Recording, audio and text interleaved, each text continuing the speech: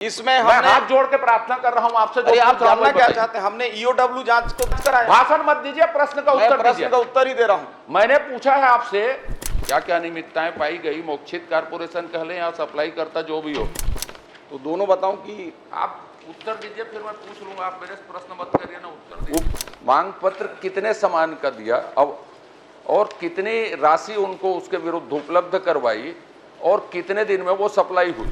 कुल 453 करोड़ रुपए का खरीदी किए गए और 2023 में आपको कैसे पता लगा ये अनियमितता? ये मुझसे मतलब नहीं है मुझे। आपने स्वीकार कर लिया पैसा उपलब्ध नहीं था तो भी खरीदा गया। प्रश्न की संख्या के बजाय ये भी देखा जाता है कि प्रश्न के उत्तर आ रहे हैं कि नहीं आ रहे। जिमन सीजी बॉक्स चैनल सब्सक्राइब कर ले हैं तिमन के बहुत बहुत धन्यवाद। और जिमन अभी तक सब्सक्राइब नहीं करे हा सब्सक्राइब कर लेवा। काबा हमारा अपडेट तुमन लेकर जरिए बहुत जल्दी मिलत रही।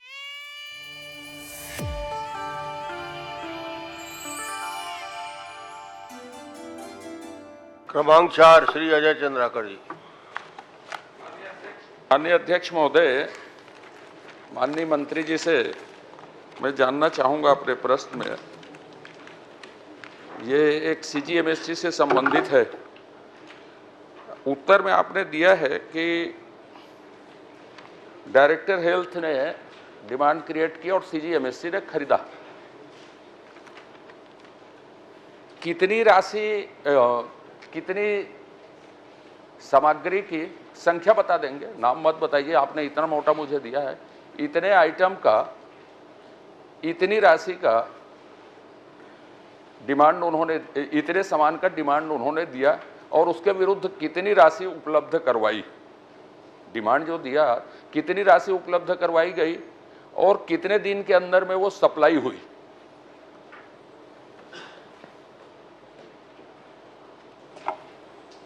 माननीय अध्यक्ष महोदय, वैसे तो प्रपत्र में बहुत ही बृहद एक 795 पेज का और एक 492 पेज की जानकारी दे दिए हैं, परंतु पृथक से इन्होंने स्पेसिफिक जो है पूछा है।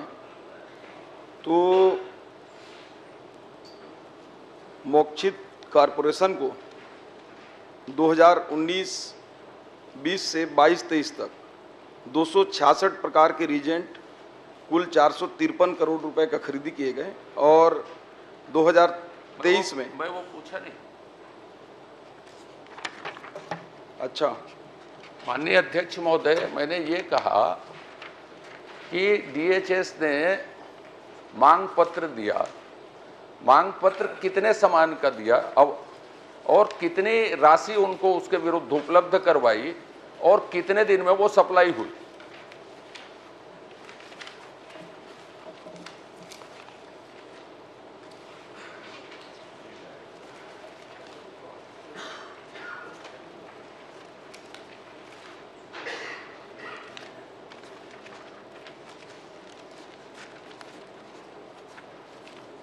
क्योंकि आपने मोक्षित से संबंधी प्रश्न पूछा है तो उस कंपनी का डिटेल है, बाकी तो आपको भाई बृहद मैं रूप से 1000 मोक्षित पन्ने कर, से ऊपर।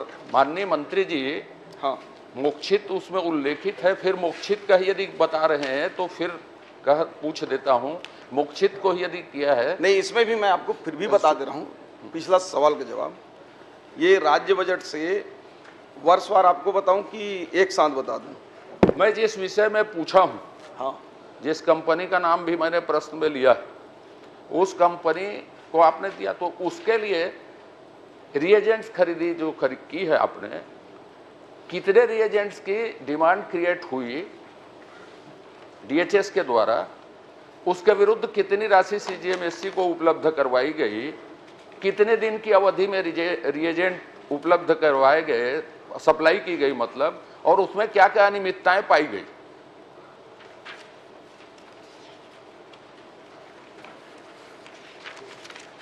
माननीय अध्यक्ष महोदय, मोक्षित कॉरपोरेशन को 2020-21 में रीजेंट भी खरीदे थे, उपकरण भी खरीदे थे।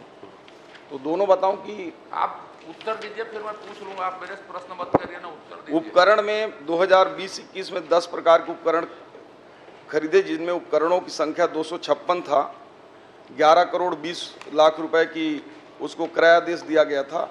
11 करोड़ 20 लाख रुपए का भुगतान हुआ। 21-22 में 2 प्रकार के उपकरण थे, 41 उपकरणों की संख्या थी, 3 करोड़ 15 लाख रुपए का क्रयादेश दिया गया और भुगतान भी 3 करोड़ 15 लाख का हुआ। और 22-23 में 8 प्रकार के उपकरण थे, 1846 उपकरणों की संख्या थी, 83 करोड़ 82 लाख रुपए का भुगतान हुआ और 83 करोड़ 82 लाख रुपए पूरा भुगतान हो गया। और 23-24 में माननीय अध्यक्ष महोदय 10 प्रकार के उपकरण इनसे खरीदे गए और 22 प्रकार के उपकरण थे, 81 लाख की खरीदी हुई और उसका भुगतान अभी शेष है। इसी प्रकार से जो रीजेंट है, रीजेंट हमने 19-20 में माननीय अध्यक्ष महोदय 10 प्रकार के रीजेंट 20 करोड़ 48 लाख रुपए खरीदे, उसका पूरा भुगतान हो गया। 21-22 में 21 प्रकार के रीजेंट लिए 20 करोड़ 88 लाख पूरा भुगतान हो गया। 21-22 में 70 प्रकार के रीजेंट खरीदे, 88 करोड़ रुपए का क्रयादेश दिया गया, भुगतान पूरा हो गया। 22-23 में 165 प्रकार के रीजेंट थे, 324 करोड़ रुपए की खरीदी हुई, पूरा भुगतान हो गया। और अभी 2023 में ये 249 प्रकार के रीजेंट खरीदी हुए, 385 करोड़ का उसको क्रयादेश दिया गया, उसमें मात्र 47 करोड़ रुपए भुगतान किया गया और 338 करोड़ रुपए देना शेष है। में क्या क्या अनियमितता पाई गई और किन अनियमितताओं की जांच हो रही है, ये आप बता दीजिए। क्या क्या अनियमितताएं पाई गई, मोक्षित कारपोरेशन कह लें या सप्लाई करता जो भी हो, क्या क्या अनियमितताएं पाई गई इसमें? माननीय अध्यक्ष महोदय, ये प्रश्न माननीय सदस्य ने राज्य के हित के लिए बृहद रूप से लगाया है और पहले भी ध्यान आकर्षित किए हैं, उसके लिए इनको मैं धन्यवाद भी देता हूं। लेकिन माननीय अध्यक्ष महोदय, मैं बताना चाहूँगा कि इस प्रकरण को जैसे ही माननीय हमारे विष्णुदेव साय जी की सरकार बनी और विभिन्न अखबारों के माध्यम से ये पता चला कि इसमें अनियमितता हो रहा है, तो हमने सबसे पहले 12/1/2024 को इसको विभागीय जांच के लिए माननीय अध्यक्ष जी, आपको कैसे पता लगा ये अनियमितता? ये मुझसे मतलब नहीं है, मुझे अखबारों से पता लगा, क्या पता लगा? आपने जितना खरीदा 385 करोड़ रुपए में से कुछ करोड़ रुपए जो आपने भुगतान किए, बाकी भुगतान रोका है या नहीं होगा पैसा। आपके पास, मैं प्रश्न के शुरुआत में पूछा, पैसा उपलब्ध नहीं था तो भी आपने खरीदा क्या? डीएचएस ने मांग दी इस वित्तीय वर्ष में, पैसा उसका दिया कि नहीं दिया? पूरा मांग दिया और आपने खरीदा। तो और खरीदी में क्या अनियमितता पाई गई ये पूछा हूं, किसके द्वारा पता चला आपको? ये आपका विषय है, क्या क्या अनियमितता पाई ये बताइए। इसमें माननीय अध्यक्ष महोदय मुख्य रूप से 3 प्रकार की अनियमितता पाई गई। पहला, इसमें जितनी आवश्यकता, क्रम से चले ना, मैंने पूछा पैसा डीएचएस ने मांग की, भुगतान रुका है 300 कुछ करोड़ का, वो आपने खरीदा, वो पैसा उपलब्ध था कि नहीं था खरीदने के लिए, कि बिना पैसे के खरीदा गया? ये बताइए मुझको। जितना पैसे का प्रावधान था उससे ज्यादा खरीदी हुआ। उससे ज्यादा कि कितनी ज्यादा खरीदी हुई वो भी बता देता हूं आपको।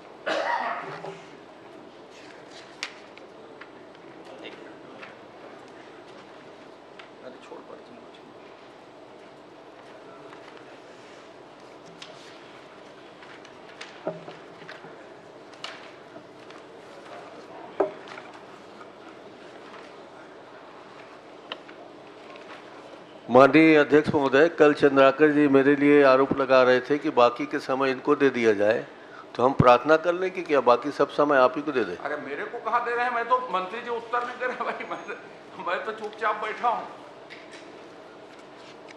मेरे प्रश्नों को उत्तर आ जाए भाई, इतना ही चाहता हूँ। क्यों करते हो जिसका उत्तर नहीं? माननीय अध्यक्ष महोदय, 2024-25 में 120 करोड़ का बजट में प्रावधान था, उसमें 108 करोड़ रुपए आवंटन प्राप्त हुआ और मैंने जैसा बताया कि ये 385 करोड़ की। अगला प्रश्न कहा जाइए भाई साहब। माननीय अध्यक्ष महोदय, 325 आपने स्वीकार कर लिया पैसा उपलब्ध नहीं था तो भी खरीदा गया, सीजीएमएससी के नियम में या स्वास्थ्य विभाग के किसी नियम में पैसा नहीं है और खरीदा जा सकता है क्या? और ऐसी खरीदी की गई तो उसके खिलाफ आप क्या कार्रवाई कर रहे हैं? कौन खरीदा और किसके खिलाफ क्या कार्रवाई कर रहे हैं, ये बताइए। माननीय अध्यक्ष महोदय, इन्हीं सब गड़बड़ियों के चलते इतिहास का आपसे गड़बड़ियों की जांच में बात मैं जो इसमें मैं हमने हाथ जोड़ के प्रार्थना कर रहा हूं आपसे। अरे आप जानना क्या चाहते हैं? हमने ईओडब्ल्यू जांच को नहीं, हम आदेश जांच दिया तक तो बाद में, और इसमें 15 अधिकारियों के खिलाफ अरे इसमें आप- हमने एनओसी दिया है। आपने बहुत अच्छा किया। इससे बड़ा बृहत नहीं, क्या नहीं, हो वो सकता है? आपने- आरोपी जो फर्जी के अभी जेल में है, मैं जो इससे पूछ- बड़ी कार्रवाई क्या हो सकती अरे है? मैं जो पूछ- सरकार आने के साथ अरे हमने 1 प्रश्न महीने में जांच कराया। भाषण मत दीजिए, प्रश्न का मैं उत्तर प्रश्न दीजिए। का उत्तर ही दे रहा हूं। मैंने पूछा है आपसे कि जो पैसा नहीं होने के बाद खरीदा गया, आपके नियमों में है क्या ऐसी खरीदी हो सकती है? और यदि नियमों में नहीं है तो उस कौन अधिकारी ने ऐसा किया, उसके खिलाफ आपने क्या कार्रवाई की? ये पूछा हूं। आपने 25 लोगों को जेल में डाला है, 40 की, ये इससे मतलब नहीं। मेरा प्रश्न स्पेसिफिक है, उसमें उत्तर चाहिए मुझको। माननीय अध्यक्ष महोदय, ये मामला बड़ा बृहद रैकेट के रूप में किया गया। ये नियम में नहीं है कि बिना आवंटन के खरीदा जाए, परंतु हेल्थ एक ऐसी व्यवस्था है कि कभी कभी कुछ मात्रा में उसको कुछ मात्रा 385 करोड़ की नहीं हो सकती माननीय अध्यक्ष महोदय। बोलने कुछ दीजिए। मात्रा थोड़ा 300 सुनिए, बैठिए, सुन तो लीजिए। जवाब सुनिए, अभी धैर्य- महोदय, धैर्य मेरी रखिए। जवाब को पूरा सुन लिया जाए। माननीय पूरा अध्यक्ष जवाब महोदय। सुन ले, फिर बाद इसके में बाद जो प्रश्न आएगा तो करना करने है। आराम से, आप धैर्य से बैठिए, आप जवाब दीजिए। हेल्थ में नियम के नहीं होने पर थोड़े मोड़े मात्रा किया जाता है, परंतु महोदय ये 385 करोड़ का मामला था। हमने शुरू में जनवरी में ही जांच के लिए विभागीय जांच करवाए और जांच में धीरे धीरे प्रतीत हुआ कि जांच करने वाले ही उसमें खुद मिले हुए हैं। तो हमने जो है पूरे इस मामले को उठाकर विधानसभा में प्रश्न भी आया और माननीय मुख्यमंत्री जी के निर्देश के अनुसार हमने प्रदेश की सबसे बड़ी जांच एजेंसी ईओडब्ल्यू को हमने उसको स्थानांतरित किया माननीय और अध्यक्ष इसमें महोदय, माननीय 15 अध्यक्ष अधिकारियों महोदय, के खिलाफ हमने एनओसी भी दिया है कि उनके खिलाफ भी करिए अभी, और इसमें जो भी माननीय जांच के अध्यक्ष दायरे महोदय, चलिए, एक आखिरी ईओडब्ल्यू कर रही है। आपसे मैं संरक्षण चाहता हूं। आपने क्या कार्रवाई की माननीय मुख्यमंत्री? आपने जीरो टॉलरेंस किया, वो आप सब बधाई ले लो मेरी, लेकिन कृपा करके मैं जो स्पेसिफिक प्रश्न किया हूं उसका उत्तर दे दीजिए और उसके बाद मैं नहीं पूछूंगा आपसे, प्रॉमिस। एक आखिरी प्रश्न जो भी कर रहे हैं कर लीजिए। माननीय अध्यक्ष महोदय, एक मिनट। माननीय अध्यक्ष महोदय, आपसे आग्रह करूंगा, आप बहुत सीनियर आदमी हैं। प्रश्न की संख्या के बजाय यह भी देखा जाता है कि प्रश्न के उत्तर आ रहे हैं कि नहीं आ रहे हैं, और पॉइंटेड पूछ रहा हूं मैं, तो उत्तर नहीं आ रहे हैं तो संख्या का कोई मतलब नहीं। चलिए, पॉइंटेड जवाब दे रहे हैं। चलिए, आप माननीय, थोड़ा प्रश्न आप करिए। मैं जो पूछा हूं उसी में बताइए। आपने जो जो कार्यवाही की हो उसमें नहीं पूछा हूं, हाथ जोड़ के आपसे प्रार्थना कर रहा हूं मैं। जितनी राशि मैंने बिना राशि के खरीदी की गई, ये आपके नियमों में है कि नहीं है? तो आपने नहीं है कहा। तो जिस अधिकारी ने इसका वायलेंस किया, इस नियम का बिना पैसे के खरीदा, वो लोग कौन थे और उनके खिलाफ क्या कार्रवाई की गई? आप किसको, मुझे बताइए कि उनका नाम ईओडब्ल्यू में भेजे हैं, सीबी में भेजे हैं, सब बता दीजिए। स्पेसिफिक पूछ रहा हूं कि कौन अधिकारी इसके लिए जिम्मेदार हैं या कौन कौन अधिकारी जिम्मेदार हैं और उसके खिलाफ आपने क्या कार्रवाई की? माननीय अध्यक्ष महोदय, वही बात मैं माननीय सदस्य को समझाने का प्रयास कर रहा हूं कि हम 12/1 को जब समझ में आए कि नियम विरुद्ध है तो विभाग ने अपना जांच करने के लिए हमने आदेशित किया और ये जांच रिपोर्ट जो है वो पूरा गोलमोल था, समझ से बाहर था। और माननीय सदस्य धर्मलाल कौशिक जी प्रश्न भी किए, और नहीं भी करते तो उससे पहले हमने ईओडब्ल्यू की पूरी फाइल तैयार कर ली थी, अभी बता दे रहा हूँ, उसमें डेट आ जाएगा। तो हमने ऐसे अधिकारियों के खिलाफ, मैंने बताया कि 15 अधिकारी हैं, इसमें 2 बड़े अधिकारी हैं, चूंकि ईओडब्ल्यू में जांच नहीं चल रहा है, शायद वो सदन में उनके नाम बताना उचित नहीं जो होगा। दोषी है, यदि ये जिम्मेदार है, नाम क्यों नहीं बताएंगे? कौन 2 बड़े, कौन छोटे, कौन 15?